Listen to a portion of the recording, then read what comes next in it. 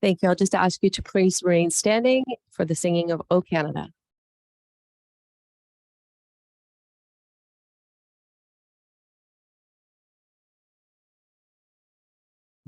Yes. Please join me in the singing of the national anthem. O Canada, our home and nation land, through patriot love in all of us command.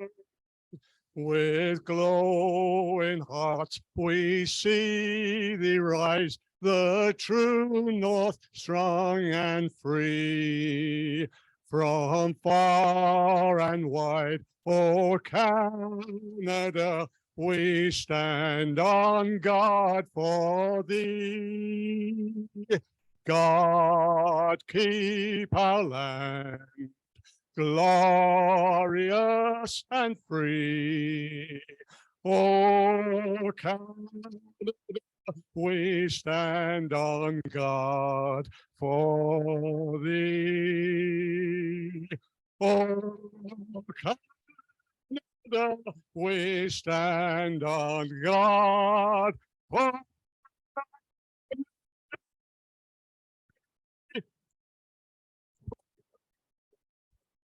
Thank you, Director Facio, and you may be seated.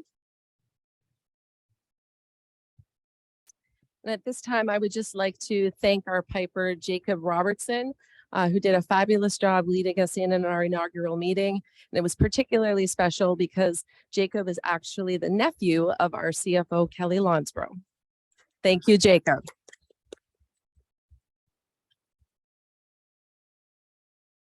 So I would like to start by recognizing the homeland of the 30 First Nation communities of this area we now call the Fraser Valley Regional District, where we live, work, and learn.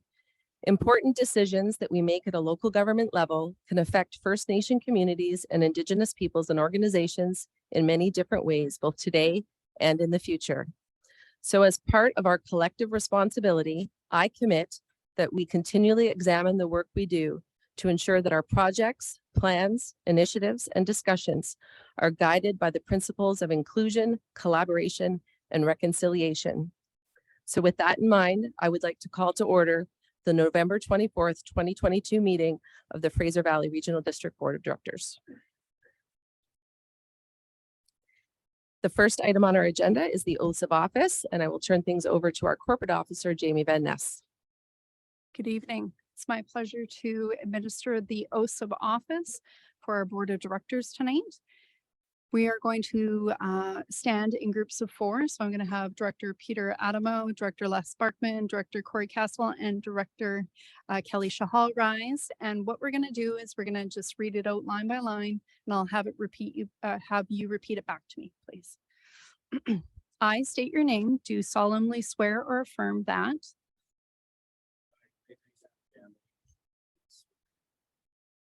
I am qualified to hold the office of Director of the Fraser Valley Regional District to which I've been elected or appointed.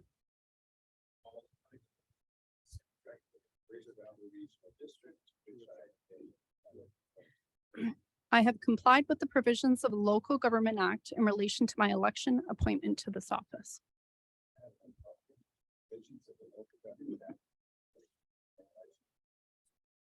I will abide by all the rules related to conflicts of interest under the Local Government Act and the Community Charter.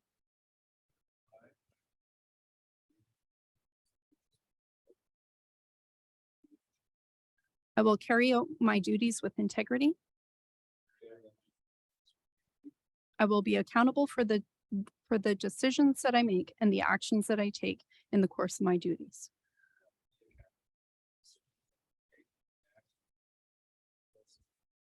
I will be respectful of others. I will demonstrate leadership and collaboration. I will perform the duties of my office in accordance with the law. I will abide by and uphold the Fraser Valley Regional District Code of Responsible Conduct.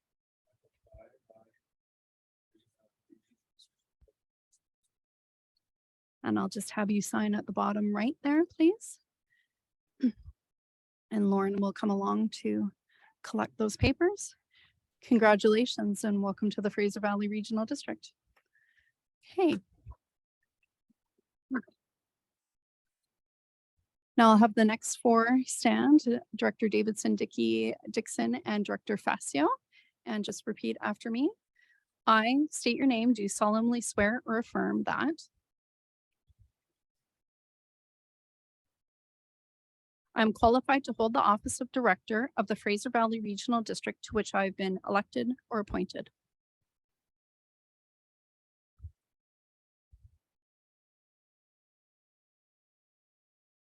I have complied with the provisions of the Local Government Act in relation to my election appointment to this office.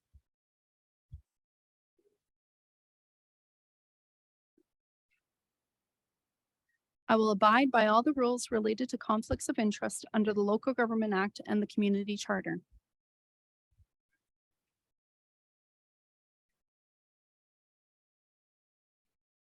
I will carry out my duties with integrity.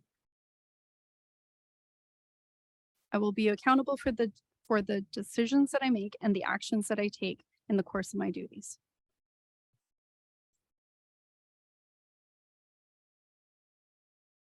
I will be respectful of others. I will demonstrate leadership and collaboration. I will perform the duties of my office in accordance with the law. I will abide by and uphold the Fraser Valley Regional District Code of Responsible Conduct.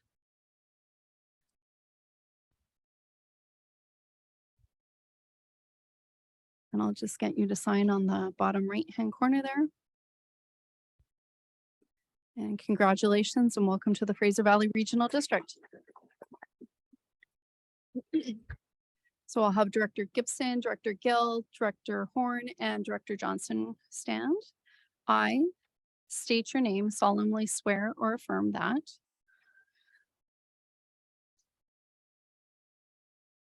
I'm qualified to hold the office of Director of the Fraser Valley Regional District to which I have been appointed or elected.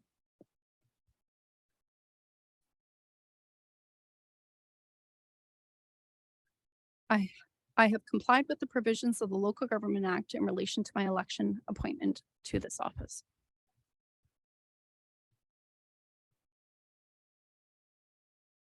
I will abide by all the rules related to conflict of interest under the Local Government Act and the Community Charter.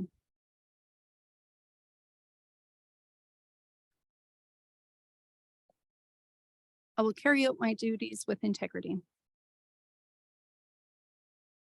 I will be accountable for the decisions that I make and the actions that I take in the course of my duties.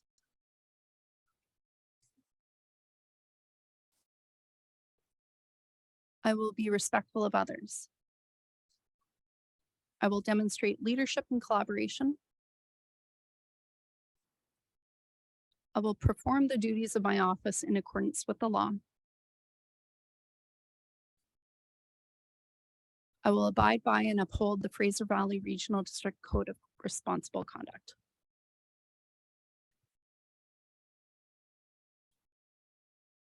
And now you can sign your oaths. Thank you very much. Congratulations and welcome to the Fraser Valley Regional District. And next up we have Directors Kloot, Director Lowen, Director Lum, and Director Makahonic. I state your name, solemnly swear or affirm that I am qualified to hold the office of Director of the Fraser Valley Regional District to which I have been elected or appointed.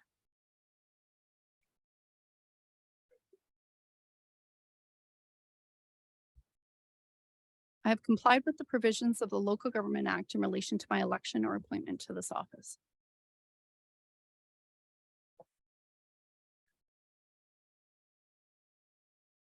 I will abide by all the rules related to conflicts of interest under the Local Government Act and the Community Charter.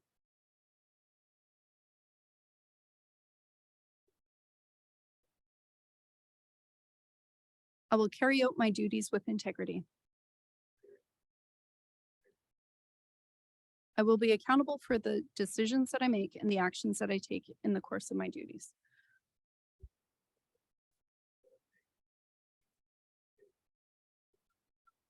I will be respectful of others. I will demonstrate leadership and collaboration. I will perform the duties of my office in accordance with the law. I will abide by and uphold the Fraser Valley Regional District Code of Responsible Conduct.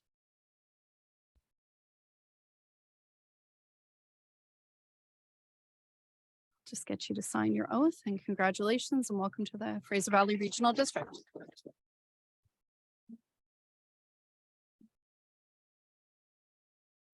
And next up, I'll have directors, Director Mercer, Director Popov, Director Pranger, and Director Ross.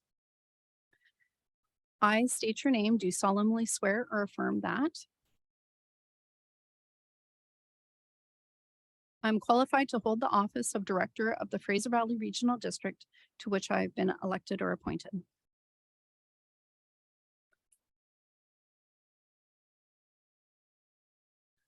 I have complied with the provisions of the Local Government Act in relation to my election or appointment to this office.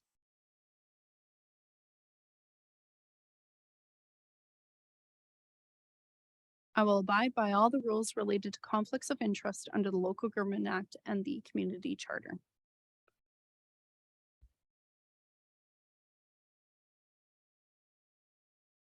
I will carry out my duties with integrity. I will be accountable for the decisions that I make and the actions that I take in the course of my duties.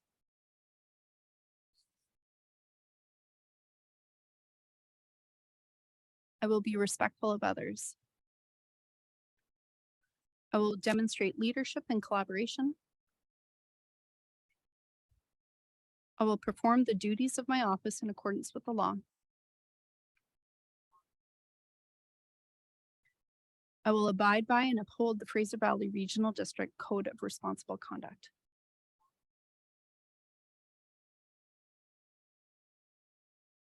I'll just get you to sign your oaths. Congratulations. Welcome to the Fraser Valley Regional District.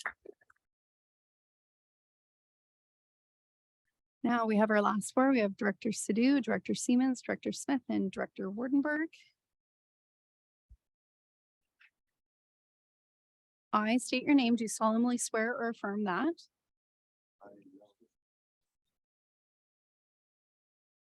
I'm qualified to hold the office of Director of the Fraser Valley Regional District to which I have been elected or appointed.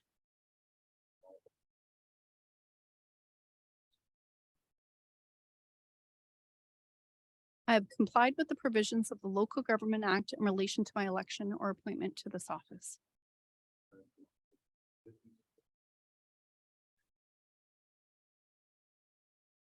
I will abide by all the rules related to conflicts of interest under the Local Government Act and the Community Charter.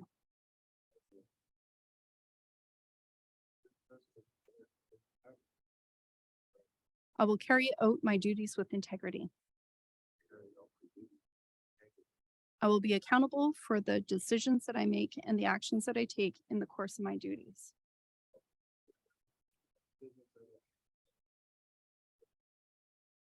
I will be respectful of others. I will demonstrate leadership and collaboration. I will perform the duties of my office in accordance with the law. I will abide by and uphold the Fraser Valley Regional District Code of Responsible Conduct.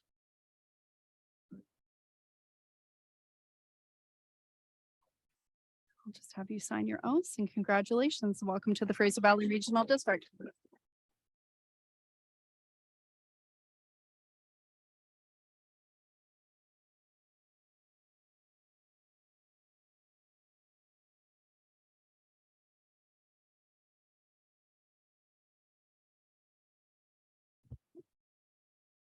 Thank you very much, Jamie. So the next item on our agenda is the election of Fraser Valley Regional District Board Chair.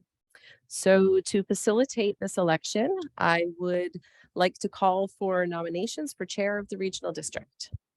Director Clute. Thank you. I would nominate Director Lum. Thank you, Director Clute. Director Lum, do you accept this nomination? I do. Are there any other nominations for the position of Chair of the Regional District? For a second time, are there any other nominations for the position of chair for the regional district? And for a third and final time, are there any other nominations for the position of chair of the regional district? Hearing none, I now close the nominations and declare that there will not be an election and confirm that Director Lum is elected chair of the Fraser Valley Regional District.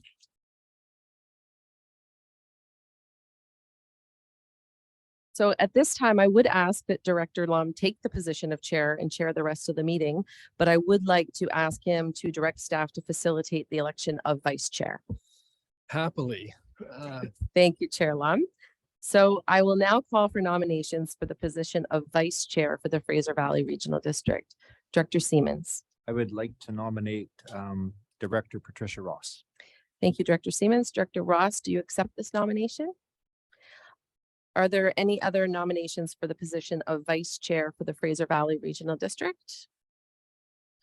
For a second time, are there any other nominations for the position of vice chair for the regional district? And for a third and final time, are there any other nominations for the position of vice chair for the regional district? Hearing none, I now close the nominations and declare that there will not be an election and confirm that Director Ross is elected vice chair of the Fraser Valley Regional District.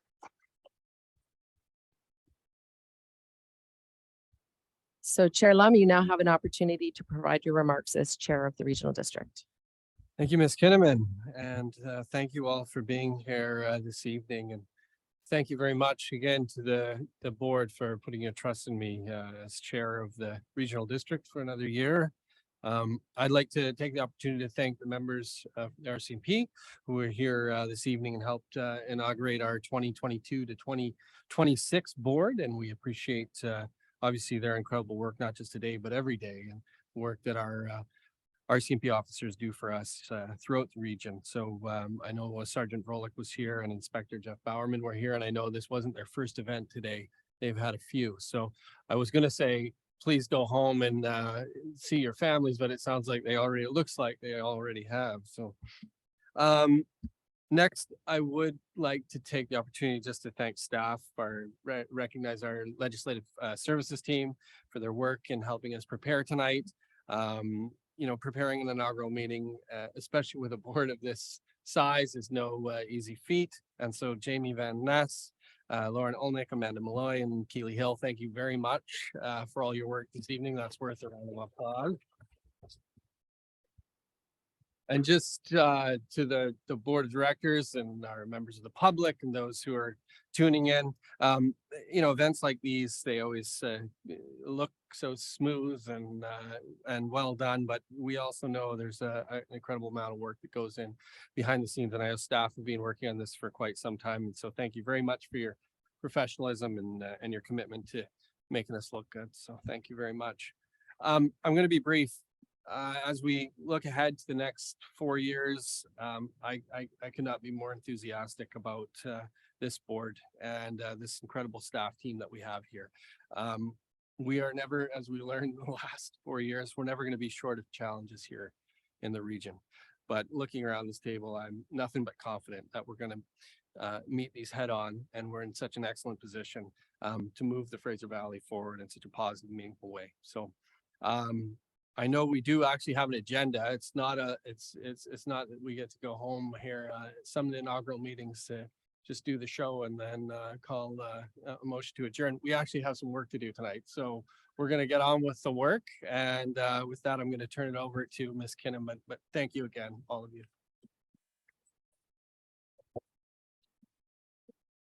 Thanks, Chair Lum. So looking for approval of the agenda and late items. So moved. Thank you. That's moved by Director Facio and seconded by Director Ross. Any questions? Seeing none, all in favor, opposed if any, the item carries. Next item.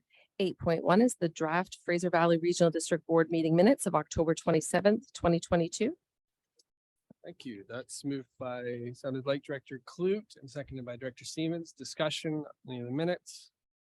Hearing none, I'll call the question. All in favor, opposed if any, the item carries. Next item. 9.1 is the Persons with Disabilities Funding and Accessibility. It's a motion for consideration.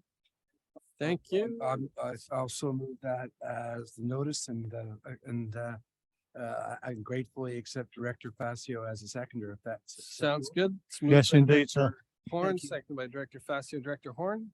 Thank you. As you know, Chair Lum, we both had the opportunity a couple of weeks ago to attend a forum on this issue sponsored by a group of UFE child and youth care students and a self-advocacy group that operates here in Chilliwack. It's an issue with which I have a great deal of familiarity given my background in community living. And as a result, I know that the issue that they described, which is to say that their persons with disabilities allowance is quickly becoming more and more outstripped by inflation. That's an issue that's particularly acute right now, but it has been a very long-standing issue. I think I'll let Chair Lum speak for himself, but I think we were touched by what we heard that day.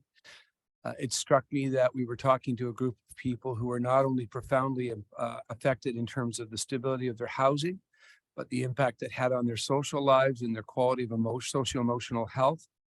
And something that many people may not realize is that when folks go out and get a job, they often have most of what they earn claw back against this PWD. So there's not really much opportunity to do much to actually improve their own circumstances.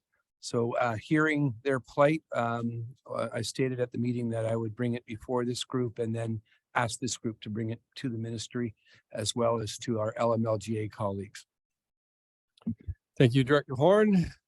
Any questions on this item? Director Siemens. Thank you. I just wondered, what was the 1,800 a month?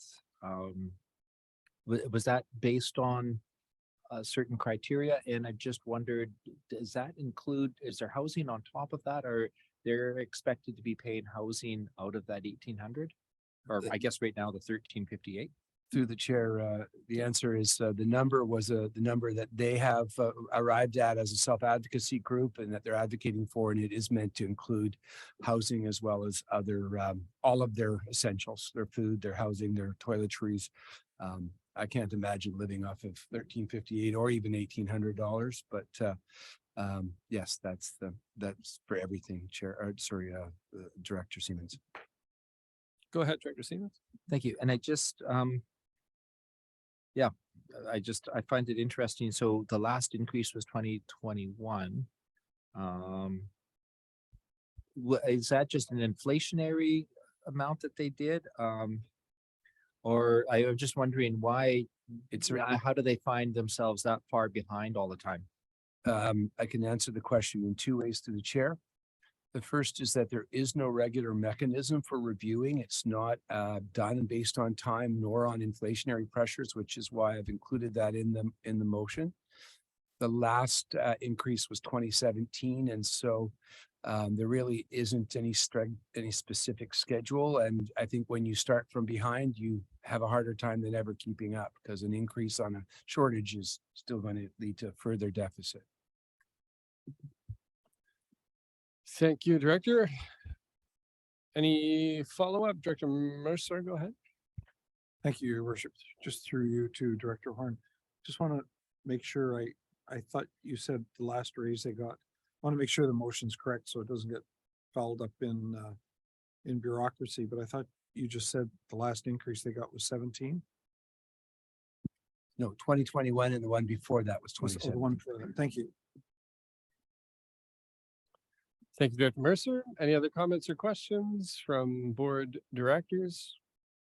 I'll just add very quickly, I was privileged to attend the event, spoke to not only some of the self-advocates who were in the room, but also some of the staff people, frontline workers. This is obviously not a new issue. I mean, expecting someone to be able to live currently in British Columbia, anywhere in British Columbia, when your annual income is $16,000 and change. I mean, by any measure, you're $10,000-15,000 below the poverty line. So I think the shelter portion of that was somewhere $350 or $370 a month. So not sure very many places where you'd be able to find housing for that amount. I know this issue is going to become is already quite a hot topic, and with obviously a new premier coming in who's talking a lot about housing and the importance of housing as a human right, I think it's a timely issue for sure that requires a little bit of advocacy. So thank you, Director Horn, for bringing this to the board's attention, and thank you, Director Stevens, for good questions and clarifications on the motion. I don't see anyone else indicating that they'd like to speak. So ready for the question? All in favor? Opposed, if any? The item carries. Thank you. Next item. 10.1 is the FVRD Board and Committee meeting schedule for 2023. Thank you. I have a mover and a seconder. It's moved by Director Shahal, seconded by Director Sadhu. Discussion. Jason. Director Clute, go ahead. Thank you, Mr. Chair. I'd like to put an amendment on the table that the Fraser Valley Regional District Board and Fraser Valley Regional Hospital District Board meetings are set for 6:30 rather than the 6 p.m. on the fourth Thursday of each month. And if there's a seconder, I'd happily speak into that. Yeah, it's seconded by Director Lowen. Go ahead, Director Clute. Thank you. Recently, here in the city of Chilliwack, we also amended our evening schedule. 6 p.m. Has proven to be some challenge. It's been a challenge to some people who are coming out for a public hearing. At that time, some people are coming home from work or just beginning dinner. So I think where we originally met at the 7 p.m. and we can maybe settle the difference and go for 6:30, and certainly welcome to hear the feedback around the table, especially for those individuals who live outside of the boundary of the city of Chilliwack where the offices are. But I think the 6:30 time would provide more opportunity and some more flexibility for individuals coming forward for public hearings. Thank you. Thank you, Director Clute. Director Lowen. Thank you, Mr. Chair. Yeah, I would just add to that, speaking personally, that I find the traffic coming out of the Abbotsford area at 6 o'clock is particularly heavy. The vehicles moving eastward after work, and I imagine Mission people will have also experienced that coming through the Abbotsford Sumas Way. And so I'm speaking in favor of the motion. Another half hour would make it travel that much easier and would take up less of our time. Thank you. Other comments from board directors or Ms.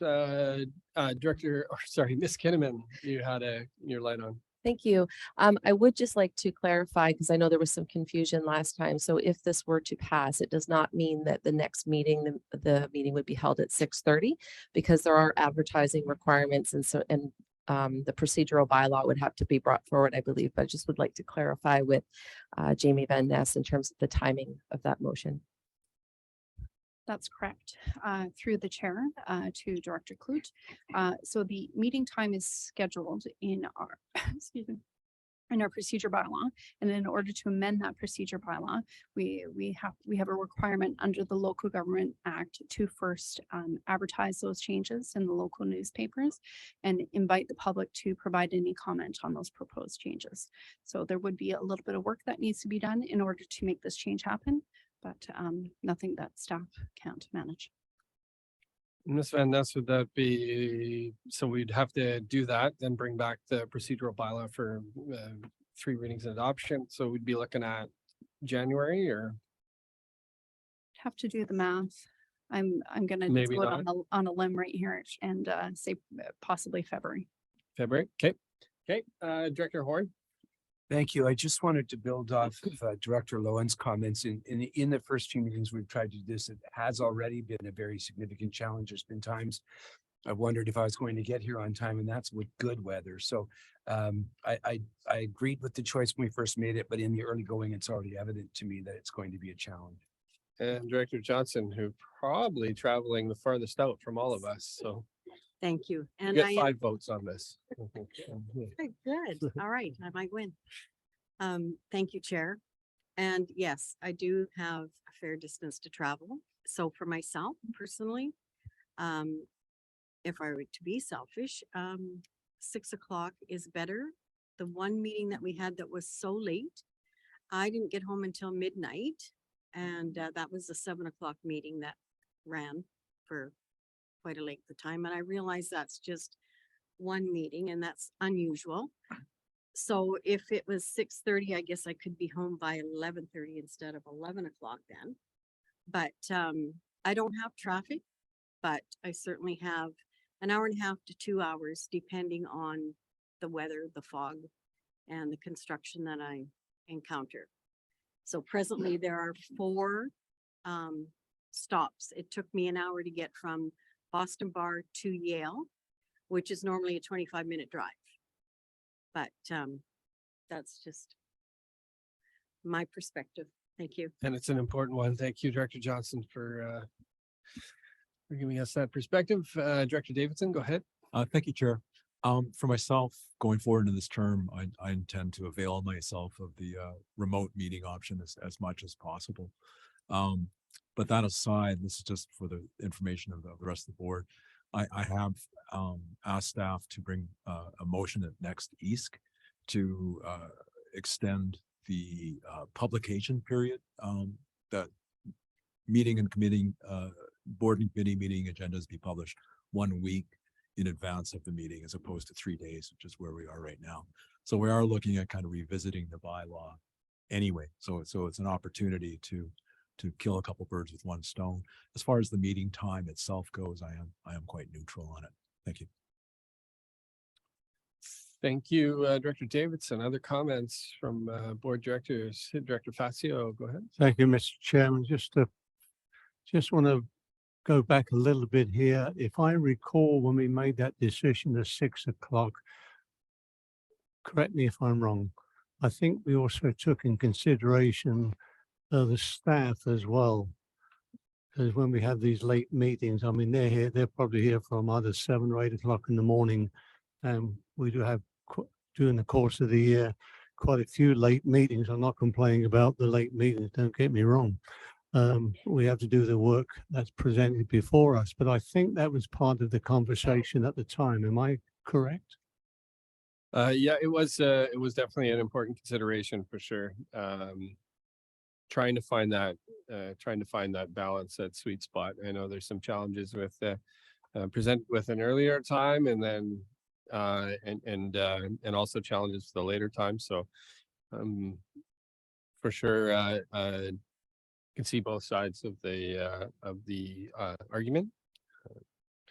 Any other comments, questions on this item? So if the item is passes amended, and we'll vote on, I guess we vote on the amendment. This is on the amendment.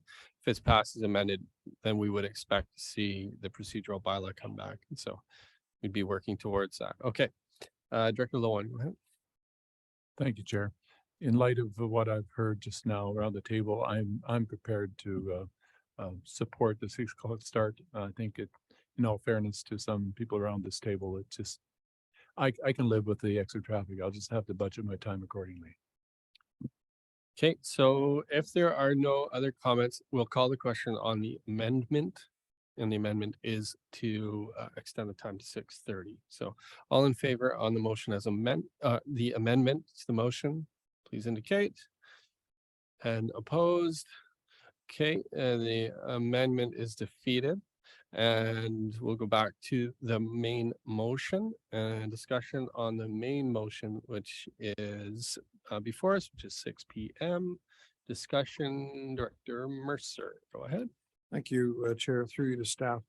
I think I knew it, but I never thought about it, probably the best way to put it. And do our electoral area directors that are having to drive that road at 10 o'clock at night have the opportunity to stay over? I can't imagine that road with fog and snow headed out to Boston Bar and Yale. And I don't in any way mean that disrespectfully. It's just a fact of life that they would want to drive that road at that time. Yes, through the chair to Director Mercer. Certainly in the travel and expense policy, it allows for any director who is traveling to a meeting and needs to stay over, they can avail themselves of that expense policy for overnight accommodation. Thank you. So I have the fold out couch in my office there. Yeah. Yeah. Any other comments on the motion before I call the question? Seeing none, call the question. All in favor? Opposed, if any, the item carries. Thank you, Ms. Kinnaman. Next item. 10.2 is the 2023 to 2026 annual conferences attendance, board chair and board vice chair. Thank you. Mover and a seconder. It's moved by Director Clute, seconded by Director Castle. Discussion. Director Horn, go ahead. Just a question through you, Mr. Chair, to staff. I'm not sure if there is a sharing formula or how things are done when, for example, a member is attending as a representative of this body as well as perhaps a municipal body. How are costs determined in that sense? Ms. Kinnaman. I will check with our corporate officer, but I believe that the traditional formula has been that the executive of this body, those expenses are paid for by the regional district. And if you're attending from your municipal council, then the expenses are typically through there, recognizing that on occasion you may be attending a meeting or two on subjects related to the regional district. But that's generally been the formula in the past. Thank you, Director Horn. Other discussion, questions? Hearing none, call the question. All in favor? Opposed, if any, the item carries. Next item. 10.3 is the 2023 to 2026 annual conferences attendance electoral area directors. Thank you. That's moved by Director Dickey, seconded by Director Gibson. Discussion. Hearing none, all in favor? Opposed, if any, item carries. Okay, next item. Next is 11.1, which is an information item. It is the fleet replacement policy, but staff are happy to answer any questions. Thank you. Questions? Director Siemens? No? Okay, no. Director Horn, go ahead. Another question through you, Mr. Chair, to staff. The report suggests that by working with this agency, they have a pool of vehicles from which we might shop, but I'm not sure if I understand it completely is that the only option, or is there still an option for purchasing of vehicles outside of those that would be through the agency that's being explored? Ms. Kinnaman. Sure, I think we'll turn things over to our Chief Financial Officer, Kelly Lonsborough, to answer that one. Ms. Lonsborough. Okay, thank you. Through the chair to Director Horn. It is an option. So it's a fleet management company. So we would go to a public procurement and they would source any type of vehicle that we would like, just as if we're going to any car dealership. But they have the bulk buying rate discounts, and they would suit our needs. So we would go through whichever department would be looking for a vehicle, and we would try to find the right fit for that group. Thank you. Director Dickey, go ahead. Thank you, Mr. Chair. I was just curious whether there were other municipal governments or regional governments in BC that have adopted this policy, and do we have a track record of how successful this has been? Ms. Lonsborough. Okay, thank you. Through the chair to Director Dickey. Yes, there is a regional district on the island that has gone this route. And so what we're proposing is that this is a pilot project. So we're not proposing to swap over our entire fleet at once. We want to make sure that it works well for the regional district. So what we are proposing and will be going forward with is replacing vehicles which are currently budgeted for or planned to be budgeted for in the next fiscal year. Okay, Director Siemens. Thank you. Now I have a question. So just confirming, so on the, this would also take care of maintenance. There would be various options then that whichever company you go with, they may have contracts with private contractors for maintenance, or how is that played out? Ms. Lonsborough. Okay, thank you. Through the chair to Director Siemens. What we understand in our exploration discussions is these types of fleet management companies would work with us. So if we have existing relationships, they would continue to honor that, and also they would they have their list of pre-selected repair shops as well. So it's quite flexible. Go ahead.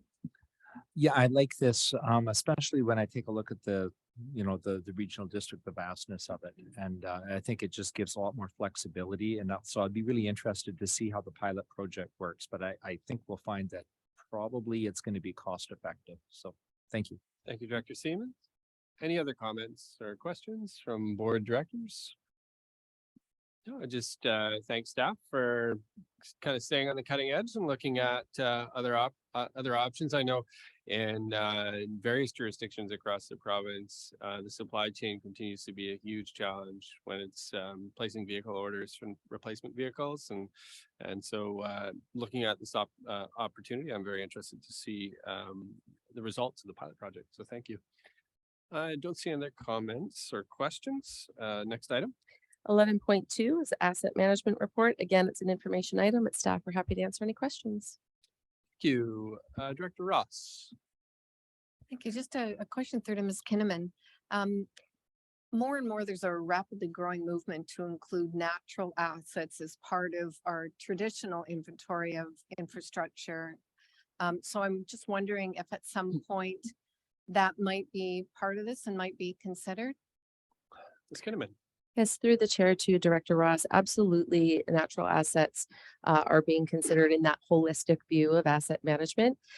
However, I would just point out that with the 2023 Arrow asset retirement obligations that are required, we won't likely be able to include that in scope for the first period of time, but there will be that interdepartmental working group committee that will certainly explore that, and we'll be bringing ongoing reports back to the board. Great, thank you. Thank you, Director Ross. Other comments or questions on this item? Don't see any. Next item. Next is 11.3, which is the financial plan 2022 to 2026 amendment for November. Thank you. That is moved by Director Shahal, seconded by Director Davidson. Discussion. Hearing none. All in favor? Opposed, if any. The item carries. Next item. 11.4 is the 2022 grant and aid for the Boston Bar North Bend Enhancement Society and Electoral Area A. Moved by Director Johnson, seconded by Director Horn. Discussion. Hearing none, all in favor, opposed if any, the item carries. Next item. 12.1 is the Fraser Valley Regional District Yarrow Ryder Lake Fire Protection Service Area Amendment Bylaw number 1670. Thank you. That's moved by Director Dixon, seconded by Director Sadoo. Discussion. Hearing none, all in favor, opposed if any, the item carries. Next item. 12.2 is the Fraser Valley Regional District Zoning Bylaw number 1431 for a commercial development at 53022 Bunker Road in Electoral Area D. Thank you. This is for EAs only. So do I have a mover on this item, Director Dickey, and a seconder, Director Dixon? Discussion. Hearing none. All in favor? Those if any, items carried. Next item. 13.1 is Next Generation 911 required upgrades by ECOM and budget impacts. Again, an information item, but staff is happy to discuss. Thank you. Questions? Director Stevens. I don't want to get this mixed up with the other e-com issues, but we generally haven't been having too many challenges with the 911 is my understanding. There's no landmines in that particular decision that we should be aware of. Through the chair to Director Siemens. I think that there have been some challenges that have been widely reported with the 911 system for sure. We have invited Stephen Thatcher to come and present to the board in January. And so I think that that would be an opportunity for some more fulsome discussions about all of the challenges that they've been experiencing and how they're working to address them. Does that answer the question, or is there something more specific that you were looking for? No, that's great. I want to make sure if there's any things that we need to be apprised of, as you know, especially with our fire, or anything, any of the services, and especially, I mean, I know some of the challenges we might have had at the city, with non-emergency. I just want to make sure that we're fully apprised of any challenges so that we can advocate accordingly. So, For sure. thank you. Director Mercer. Thank you, Chair, through you to Ms. Kinnaman. Would it be possible just to give Mr. Thatcher a heads up, that we're really interested to hear more information about kind of the North American wide movement towards the When you dial 911, it's police, fire, ambulance, or mental health assistance. And ask him to come prepared to speak with that in detail. I think, I know, FCM, I think in May, we'll be discussing it. I know we did it at UBCM. And it seems to be the right time for that to continue to gain traction with the province, and with the latest announcement by Premier Eby around mental health money and awareness, that there seems to be a natural fit right now and the time's right. So I'd like to hear Stephen come prepared to talk about that. And for anybody that doesn't recognize the name or might, he's just recently retired as the commander of the RC for the Lower Mainland. And he was hired by ECOM as their assistant vice president of operations. So he's the right person to push this forward. I'd like to hear from him about it. Absolutely, Director Mercer. And I just would let you all know in advance that we will be expecting it to be a fairly lengthy presentation. And so the meeting in January will probably be a later one.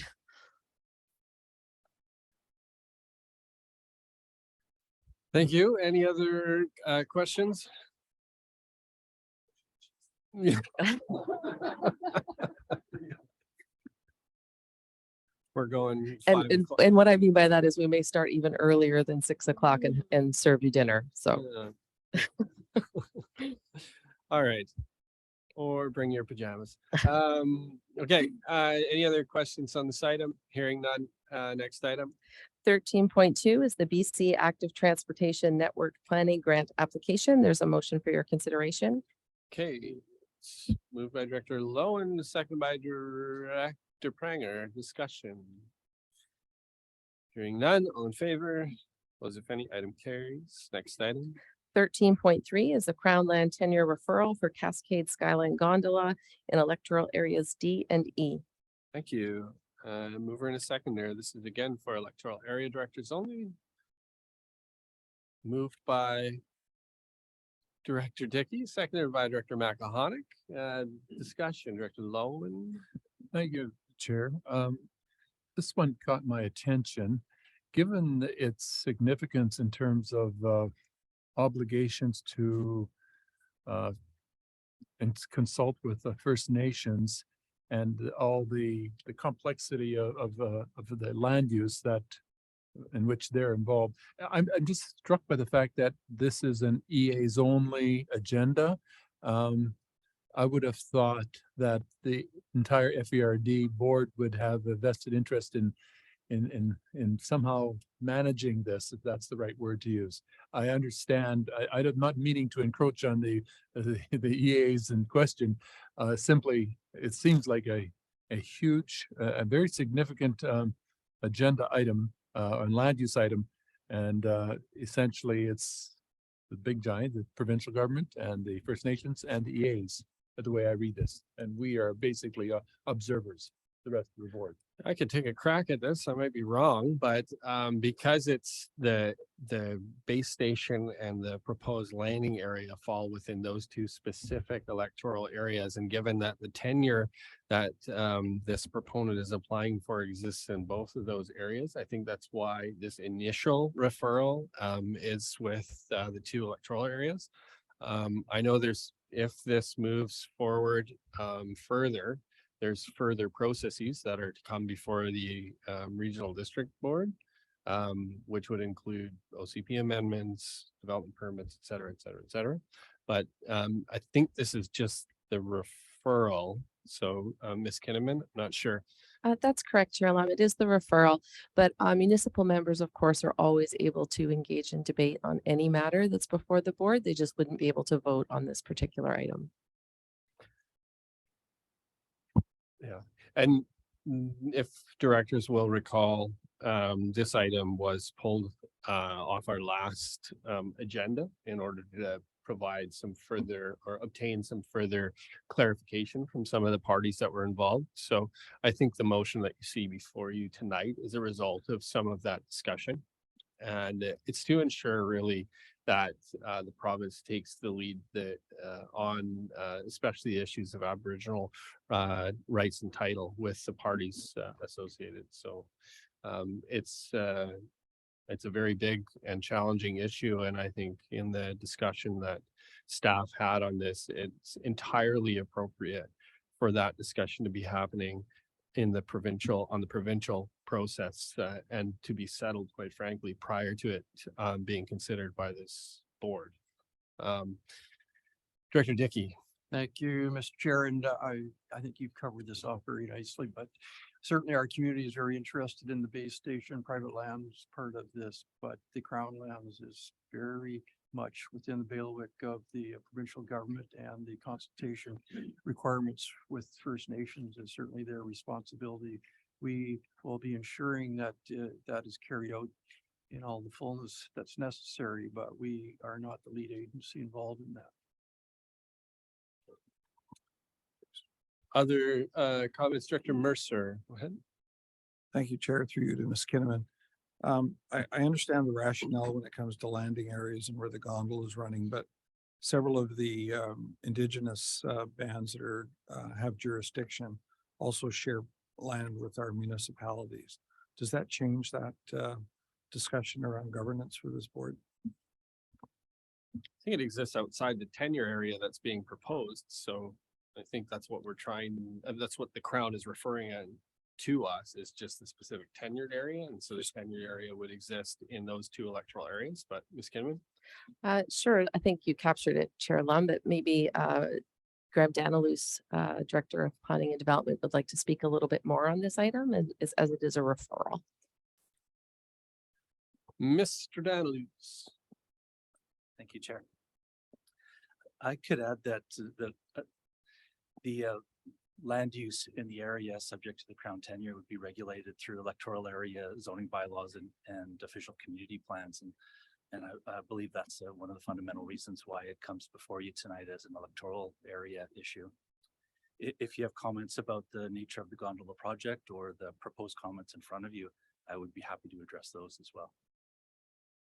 Director Mercer? Yeah, I understand that. I just, you know, it's kind of much like the pipeline, right? It might today be running through an electoral area, but the camps and the hotels are in Chilliwack and Agassiz and other jurisdictions. So there is a real and direct implication for municipalities. And this is not going to be a project that's going to be like a 6-month housing complex. It's going to take years. And there's going to be hundreds and hundreds of employees that are living in our community. So I think as long as the municipalities have the ability to speak to the issues, I understand that point. Thank you, Director Mercer. Other comments or questions on the item? Director Horn, go ahead. Just building on comments from Directors Lowen and Mercer.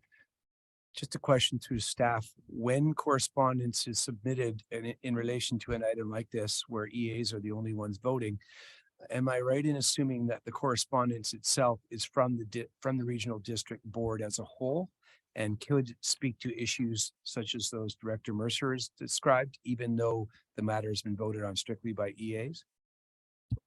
Ms. Kinnaman. Through the chair to Director Horn.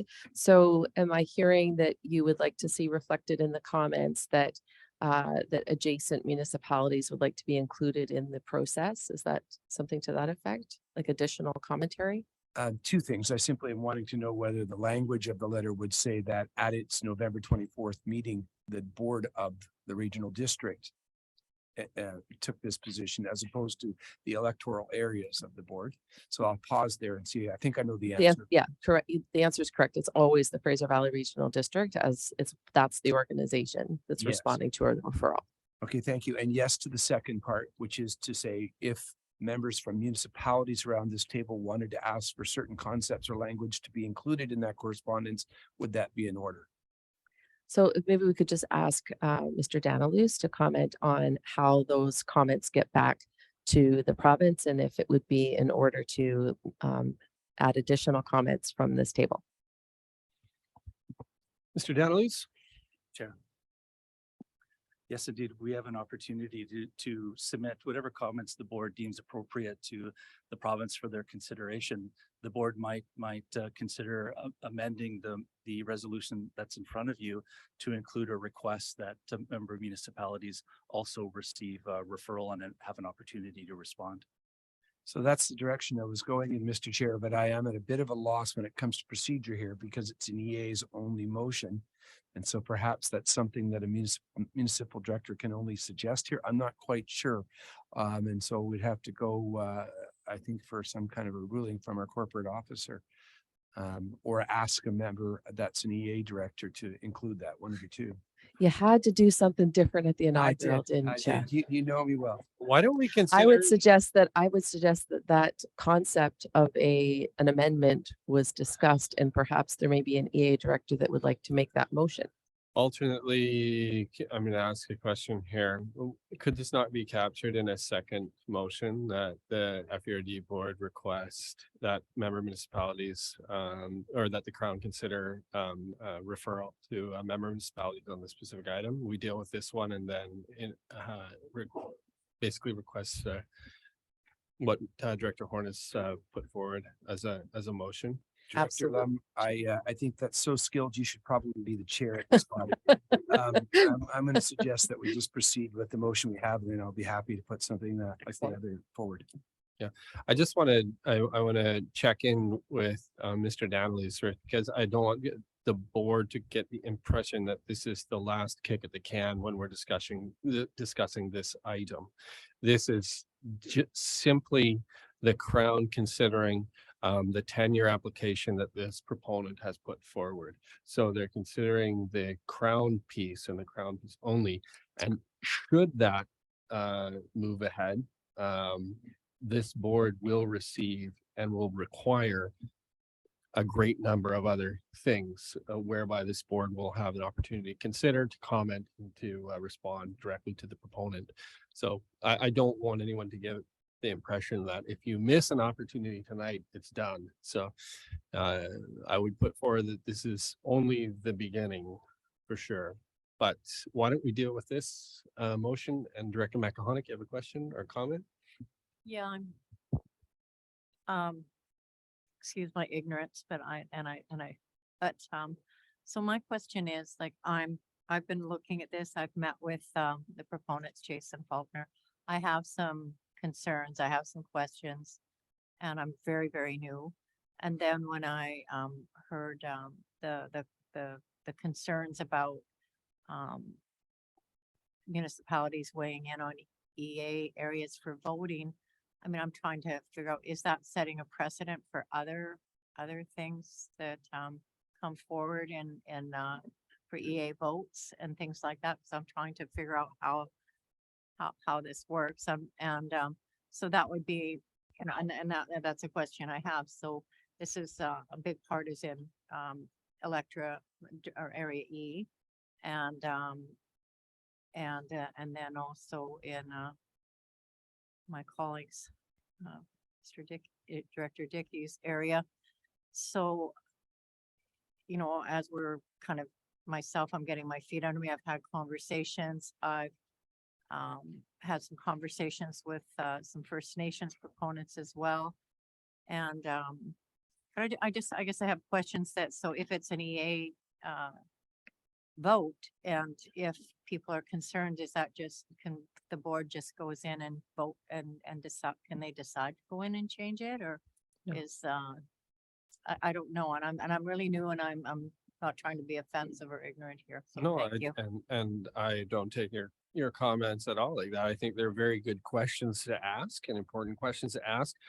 Part of the reason that I suggested in a friendly way that we deal with the motion on the table as it stands with the EAs is that it kind of neatly encompasses both yours and Director Dickey's areas if we deal with this motion as it stands, but we don't preclude Director Horn's motion that he may wish to put on the table in order to send a message, I guess it were, to the province that adjacent municipalities, and Director Mercer mentioned as well, may feel the effects of a whether positive or negative of a development of this size and scope. So we don't want to preclude giving the Crown some good feedback on this potential tenure application, but we certainly don't want to supersede the most affected directors in their important decision making. Does that sound okay? So we leave it as stands. Unless there was other commentary that you had on the motion as it stood, which I think captures quite a bit of the comments that you shared with us, that you do have, we reflect some concerns in this and that the province needs to make sure that they're having these conversations.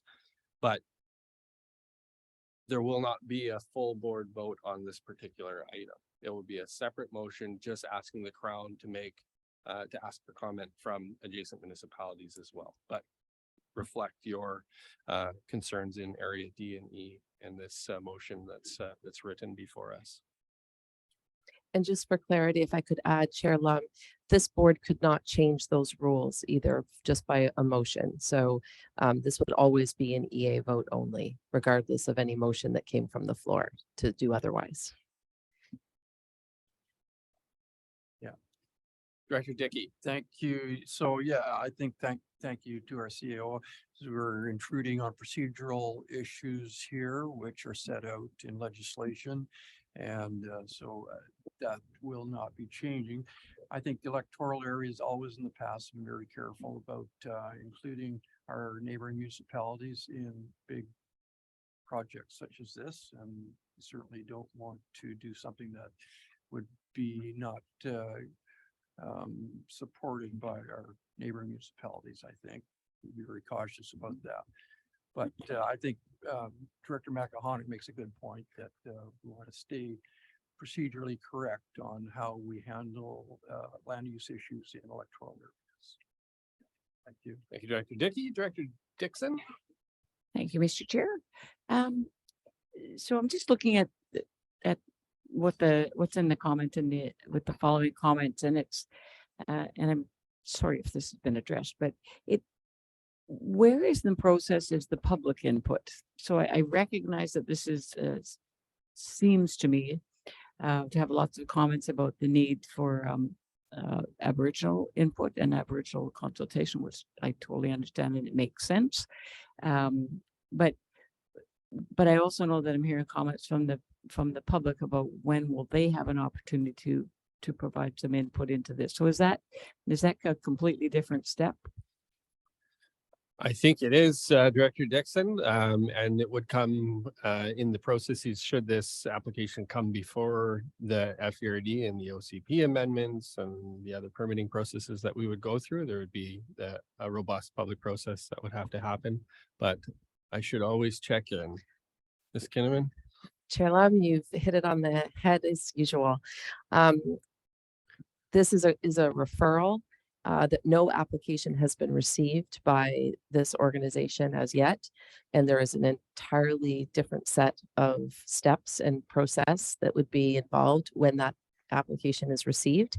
But perhaps Mr. Daniluz might want to comment about his knowledge of the province's process in terms of public consultation or public input into a Crown land referral, if there is any. Mr. Daniluz. Thank you, Chair. The province will notify the public of Crown land tenure applications such as this one by newspaper ads, and the public will have an opportunity to submit comments through Front Counter BC. It's not the robust kind of process that our residents expect of us for community plan and zoning amendment applications. And that's one of the reasons why the comments is drafted to serve to provide a heads up that if the project proceeds, it will be the proponents will be required to submit community plan and zoning amendment applications to us to be considered by the board.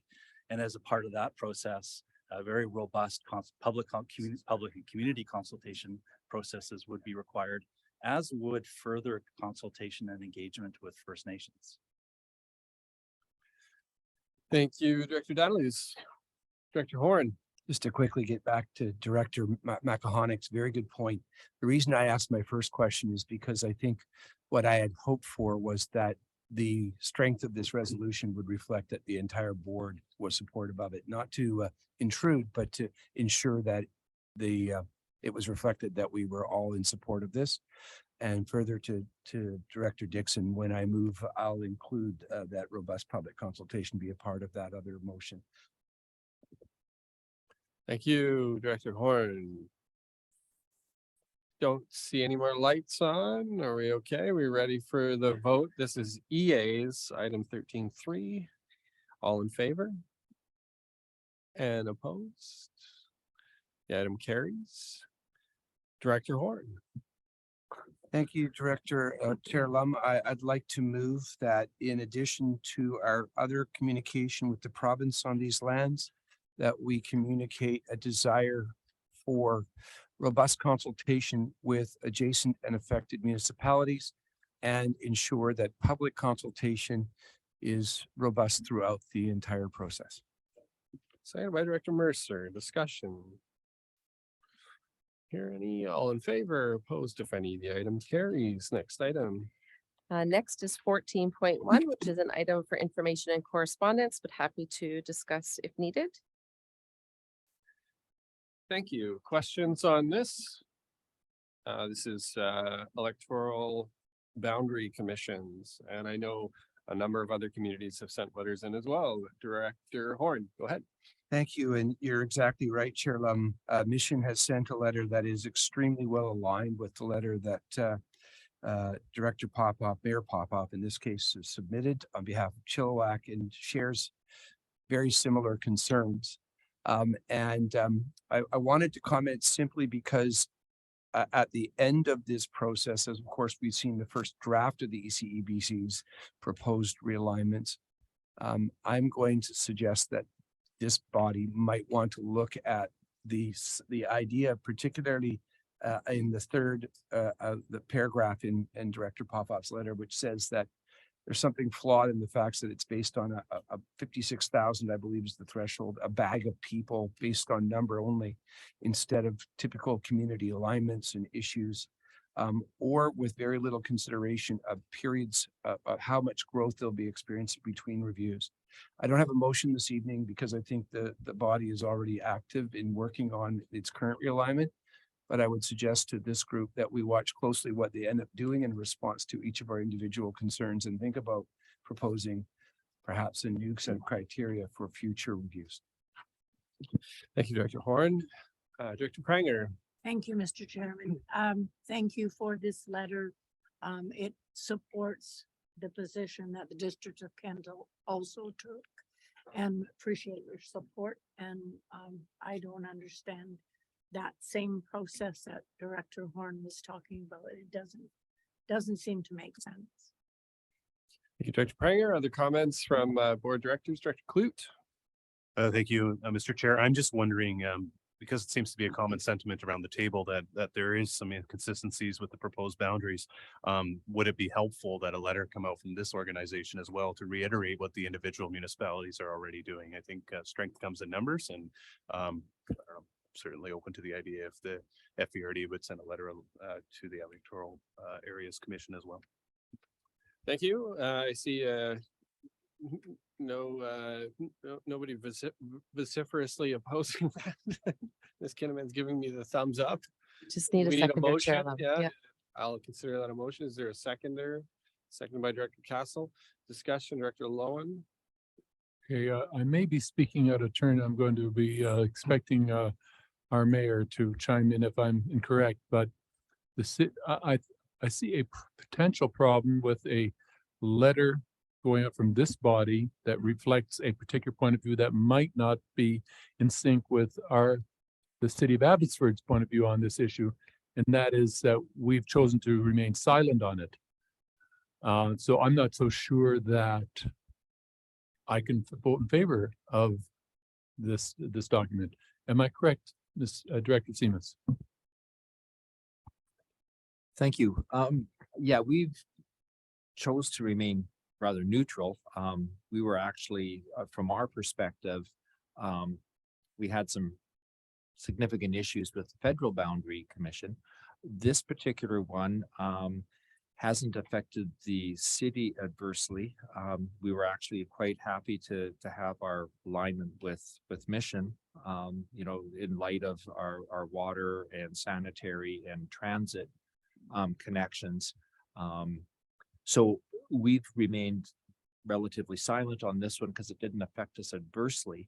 The challenge that and I agree with the sentiments about the criteria that's used and the growth projections. So if the letter is going to be more along the lines of the criteria for future, then I don't see it being a conflict. I don't think that they're going to make major changes as a result, but I do think the criteria needs to be looked at. So Perhaps we yeah. can split the difference here and suggest that there are communities of interest and folks around this table, specific municipalities and electoral areas that stand to be adversely impacted, and that we work with staff to poll those that wish to identify what those adverse impacts are. City of Abbotsford remains silent, then I think the city of that could be reflected that it wouldn't be the regional district opposes all of the proposed changes, but just highlight some of the changes that our member municipalities and member electoral areas who stand to be adversely impacted. Particularly, I'm looking at north of the Fraser, where communities of interest are lumped in that don't seem to make much sense. Kent, Harrison, I spoke at the Boundary Commission hearing in Langley, and much of my remarks, although they weren't on behalf of this board, but just as a citizen, reflected the idea that more effort should be put into keeping communities of interest together, and then also reflective of the commentary around the board around the 56,000 person threshold, where it looked like some of the boundaries, they arbitrarily just added pieces to try and bump the numbers up to make them make sense. And I know I was there with, at the time, Councillor Piper spoke on behalf of Harrison Hot Springs as well. Much similar. Is that okay? Would that be something that would make a little bit more sense? Yes, and understanding that Mission probably has some challenges on their western flank and on their eastern flank. I think the alignment with but is largely the sort of the more urban part of Mission being aligned with Abbotsford. We didn't see that as a conflict at all. However, I understand that our partners in Mission probably have some challenges on both flanks. So yeah, I don't think it, I don't think it adversely affects the city of Abbotsford if you folks want to send a letter about especially the rural areas. I can see where that would be a major concern. So I think we would remain silent on that as well. Okay, thank you, Director Stevens. Director Horn. Thank you, Chair Lum. In my comments, I raised the issue of timing. And it's not just a strategic one, it's literally a logistical one.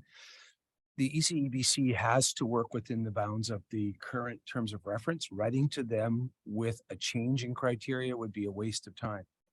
The reason I suggested is that we should wait. A letter sent to the ECEBC would, and I think Abbotsford's instincts on this, probably create confusion because there isn't a universal procedure a position around this table, I'm sure, for where the boundaries should be. And besides, we'd be acting redundantly if that was the case. I suggested that we wait until after the process is done and write to the province, most likely municipal affairs, to ask them to revisit the criteria. And so I think we haven't seen the process end yet in order to see whether or not it will land there. I'm not moving a formal deferral, but I do think it's perhaps premature to write right now because there isn't quite enough information upon which to stand. Okay. Clear as mud? No. Yeah. Other comments, Director Castle? Yeah, thank you. I think that an effort or a letter efforts to try to change the process at this point would be futile. But I definitely know that those of us in the electoral areas on the north side of the river would appreciate the support of this board in encouraging the Boundaries Commission to change their position on the boundaries for our side of the river. So I would be in support of that. Thank you. Director Clute. Thank you. So my understanding, if you were to write a letter, we could identify what the conversation has been around this table, that Abbotsford without even addressing Abbotsford because they seem pretty content with what is being proposed in this electoral commission. But we can address the certain areas, or we can state that there is some inconsistencies. And I think the biggest one is probably Kent and Harrison, which have now been wrapped up into the Nicola merit riding, as far as I understand. So I don't know. Can we keep it generic enough without getting into it too deep? Through the chair to Director Clute, I think that we can handle that. Yes. Mr. Chair, to whom is the letter going? Is it going to ECEBC or is it going to the province? You'd go to the Boundary Commission. And I think we may be past the deadline, but I'm not sure if the deadline is the 26th but we'll have to have a look. But when I spoke to one of the commissioners at the hearing, there was an encouragement that even if it was commentary past the deadline, that they would be still open to receiving it. So I think there would be some flexibility. Director Smith. Yeah, we're in the same boat as Kent and Agassiz there. Like, our territory would be so huge, we can't possibly get serviced, you know, by one MLA trying to travel around and look after everybody. And we got so many different school zones, hospital, medical, everything. Like, it's a crazy setup. And I know that unfortunately in the rule, when I had some of the hearings, there wasn't a lot of people attended because they didn't pay attention. So now they're paying attention, but they should have showed up earlier. That's, yeah. Okay, other comments? No, don't see any. All right, so I'm going to call the question. All in favor? Opposed? Motion carries. Thank you, Ms. Kinnaman. Exciting. Moving down to reports by board directors. Thank you. Board directors, have your opportunity. And I'll start with any new board directors at the table who I didn't catch. I tried to get everybody in the minutes here, but if I missed you, I apologize. If there are any board directors who wish to provide a report, now would be your time. And new directors, you got that memo. You're supposed to provide at least a 4 or 5 page written director's report. No, we didn't get that memo. Oh, no, only if you wish. Other directors, Director Adamo. Through the chair, thank you very much, and thank you everyone for welcoming me so nicely. Peter Adamo, Director Area B. In my first 2 weeks, I've had an opportunity to meet a great number of people that I didn't know, and met 3 different ratepayers organizations, and have learned a great deal. And it'll be quite a learning curve for me in this first year. So I know I've been offered a lot of support already for people that I've met here this evening. So thank you very much. And in full disclosure, it didn't come out during my campaign, but I'm a Montreal Canadiens fan. Oh, sorry. Boy. Sorry. Thank you very much for your time. Welcome, Director Adamo. Director Barkman. I just heard like a rebuttal. I'm a Toronto Maple Leaf. Now, what have we started here? Okay. Let's see, Director Castle. They're talking about football, right? Yes. I just like to also say thank you to the members of the staff team who have welcomed us newbies in, and now that it was discovered today by some members of the staff who my dad is, please don't hold that against me. Anybody who's had dealings with Tom from North the Roche, as he was introduced to me today. But I think I will keep in line with former Director Stobart and just say that the cows are all well in Area G. And welcome, Director Castle. Director Facio. Thank you, Mr. Chairman. First of all, so nice to be back with all the friends again, and welcome to the new directors. It's great to have you. You know, I said this before and I'll say it again. I'll probably keep saying it, but this is one of the nicest evenings I ever spent in my life as a municipal politician. You're a great crowd of people. It's wonderful to work with you, and of course, my A team, mine, I'm sure most everybody is the staff. That's the A team as far as I'm concerned. always say they make us look good. But that being said, if you have the time, you've got to come down to Harrison Hot Springs and see the lights by the lake. They are fantastic this year. We had between 2,500 and 3,000 people last Saturday for the switching on of the lights. Free hot chocolate was served, carols singing, and also the Starlight Skating synthetic skating rink is open as well. So come down, and you'll have a wonderful time. And I saw my friend Dave Lowen was there last night with his wife. And you know, you can sit on the patio in Harrison in cold, rain, snow, and still look at the lights and eat at the same time. So you're welcome. Thank you very much. Thank you, Director Facio. Welcome back to the board. Director Horn. I just wanted to first thank Director Facio for his rendition of O Canada. I saw an Italian with a microphone. I thought we might get Volare, but the night is still young. So looking forward to that. Might be the closing song.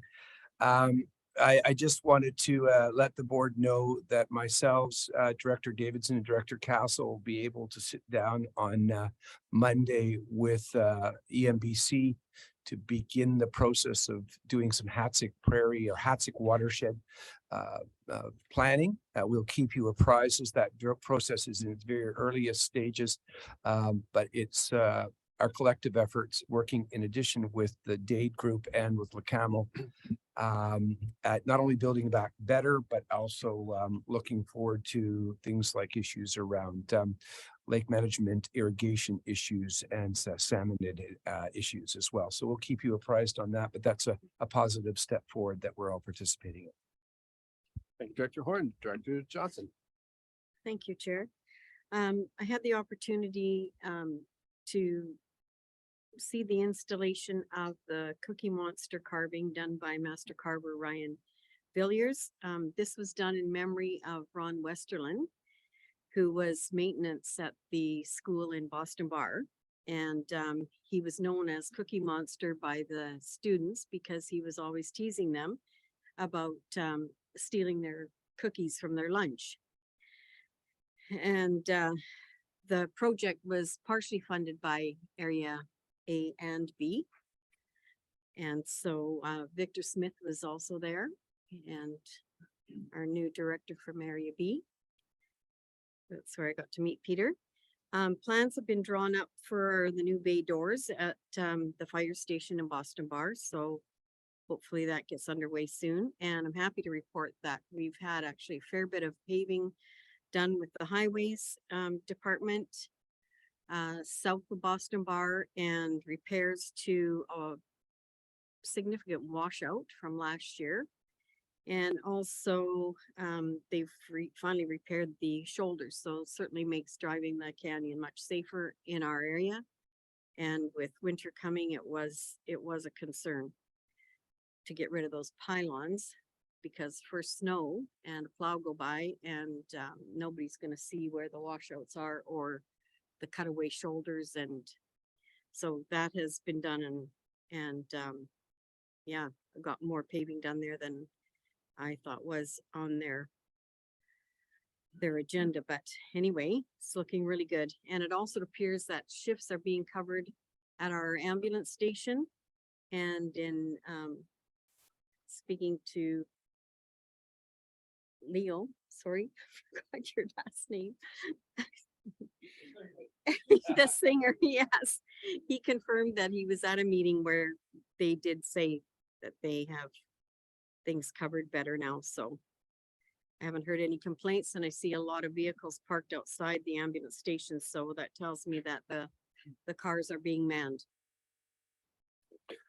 Thank you, Director Johnson, and thank you for your advocacy up in the canyon there. I know it's been very well received provincial level. Director Lowen, go ahead. Thank you, Chair. Alas, it is with some egg on my face that I address this August group this evening. A month ago, I announced with great relish that a new route was now opened up in Abbotsford that would make your way to South Surrey so much quicker. And in fact, Chair Lum took me up on it and traveled that way and found that the road had been closed. Unfortunately, there have been some settling and we've got to address the engineering aspect of it. So please stay away for now. And at some point in the near future, don't stay away from Abbotsford, but don't take that route. Thank you. I wasn't sure, but thank you, Director Lowen. I wasn't sure if it was just specifically close to me driving through that area or if it was for everybody, but definitely appreciated getting to see a more scenic detour route through Abbotsford and the Bradner area. Just fantastic things happening there. So well done. If that was indeed your intent, Mayor Siemens, is to get us detouring through all these other places. As and you're supposed to show the receipts on the way out because it directs you past some areas where you can spend some money. Just to assure you that that was a portion of the road that the city ultimately did not build. Now, all we did was provide the service. So the folks that were in charge of that are responsible for that. So that's being addressed. On the other infrastructure front, with the dike, the major dike breach, that repair is well underway and should be done by the end of this month.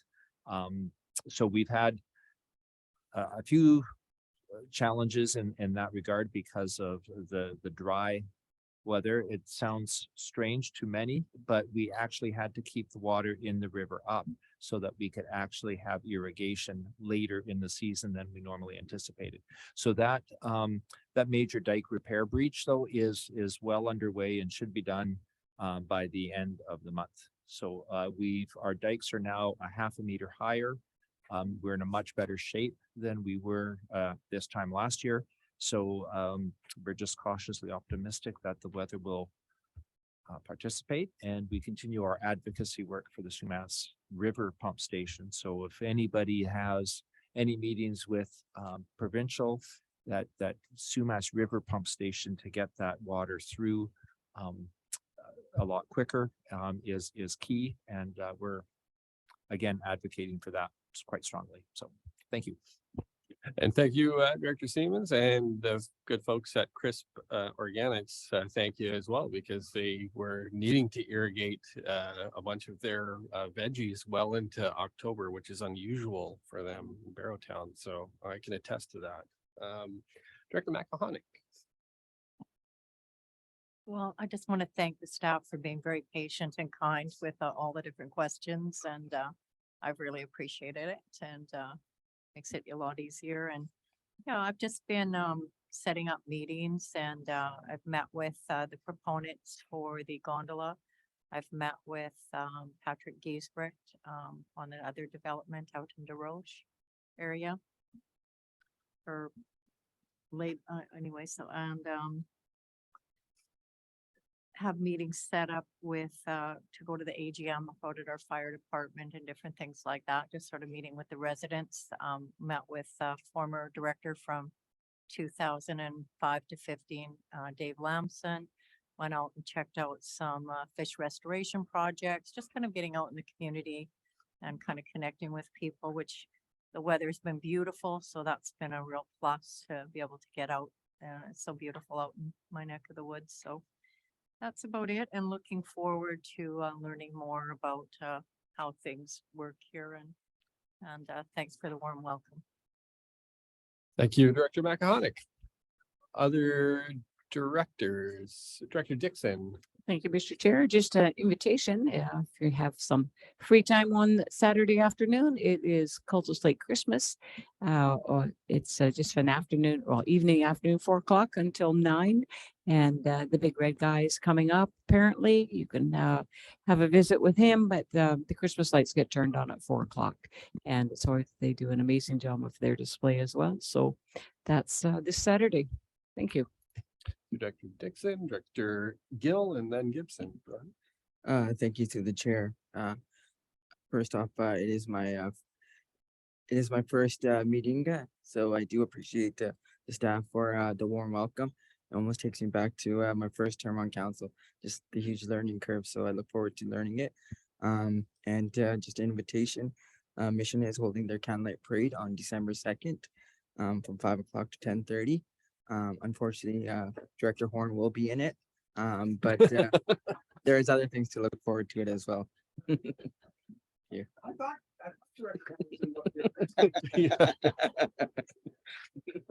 Director Gibson. Well, thank you, Chair Lum, and for the warm welcome I've received after a 9-year sabbatical.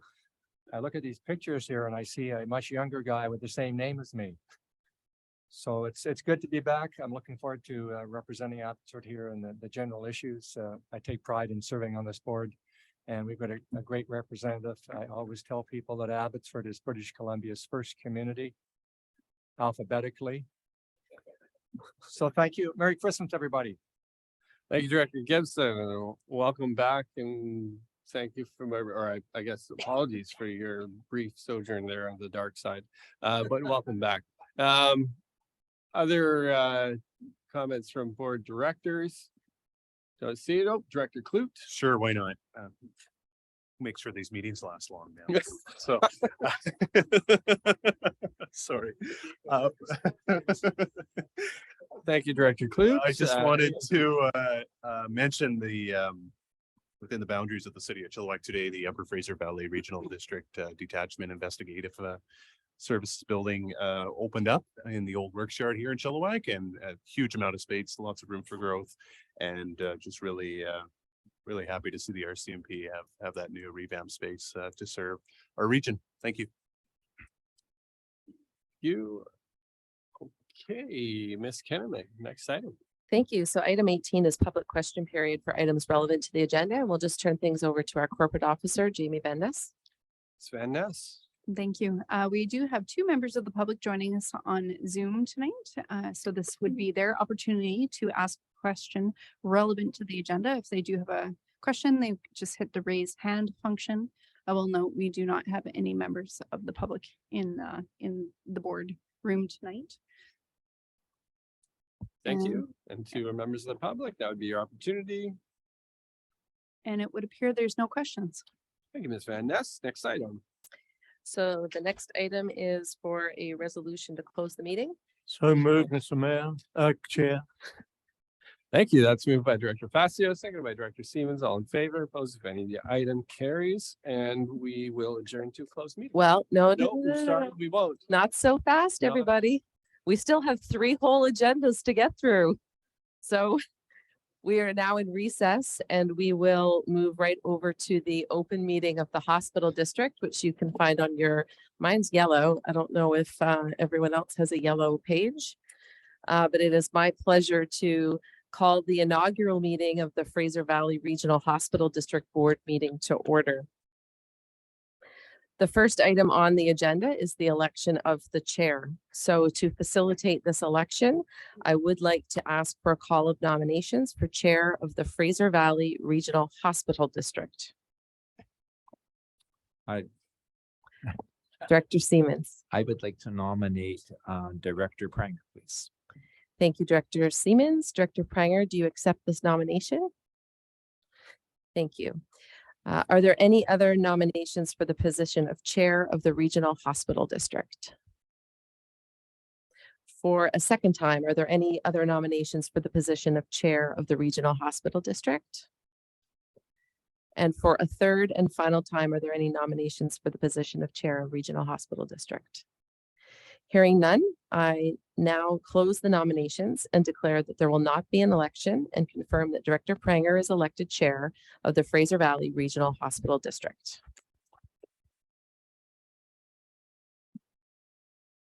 So at this time, I would ask that Director Pranger to take the position of chair and chair the rest of the meeting, but I would ask if you would please direct staff to facilitate the election of the acting chair.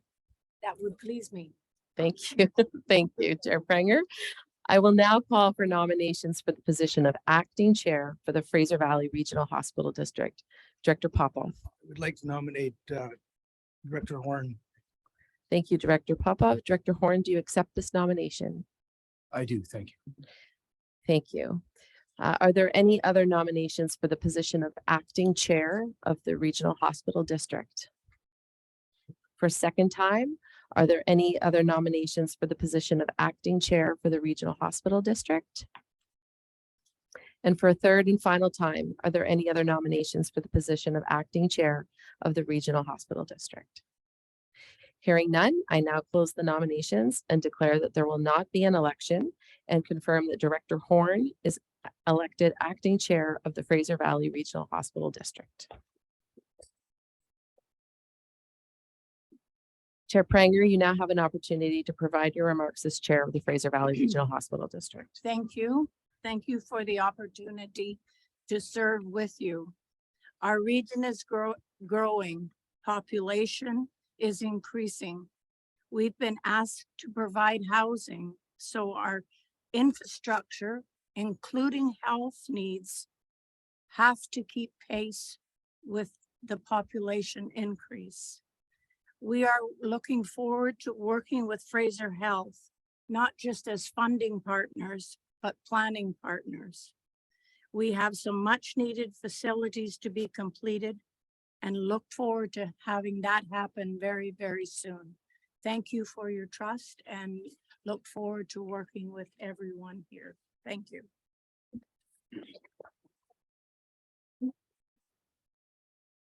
So Chair Pranger, looking for approval of the agenda, addenda, and late items. Do we have a motion? So moved, Madam Chair. Director Facio, Director Ross. Though, any questions? Those in favor? Contrary, carried. 6.1 is the draft Fraser Valley Regional Hospital District Board meeting minutes of September 22nd, 2022. Mover. Director Popoff, Director Shahals. I can call you by your first name, but any questions, errors, or omissions? Those in favor? Contrary, carried. Next item is reports from board directors. Any reports? Any directors wishing to speak? Not. Ms. Kinnaman? Item 8 is public question period for items relevant to the agenda, and we'll turn things over to Jamie Van Ness.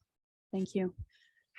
So for our 2 members of the public that are on Zoom, this is your opportunity to ask a question relevant to the Fraser Valley Regional Hospital District Board agenda. If you have a question, you can hit the raise hand function to indicate your that you wish to ask a question. And it would appear that we do not have any questions from the public. Thank you. Ms. Kinnaman? Looking for a resolution to close the meeting. I move Director Horn, second Director Adamo. Those in favor? Contrary, carried. Okay, so we'll go into recess and we'll just take a few minutes to prepare the room, and you can feel free to take a quick break.